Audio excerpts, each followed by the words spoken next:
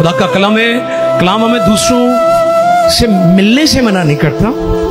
लिखा है कि सबके साथ मेल मिलाप रखने, बोले मेरे साथ, सबके साथ मेल मिलाप रखने, लेकिन उस पाकीज़गी के तालिब रहो जिसके बगैर कोई खुदा को ना देखेगा। आपका मेल मिलाप कहीं आपकी पाकीज़गी और रूहानी म्यार की बर्बादी का बाइस ना बने। आपने शराब पीने वाले को मिलना जरूर है, लेकिन उतना बैग पीनी नहीं शुरू कर देनी, ठीक है।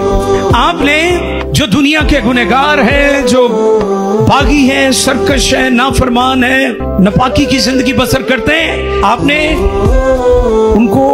उनके साथ मेल मिलाप खत्म नहीं करना, आपने उनको सच्चाई की तालीम देनी है, उनके साथ खुदा के कलाम को बांटना है ताकि उनकी जिंदगी बच जाए। खुदा के घर में निजात बटती, क्यों देर करता है आने में।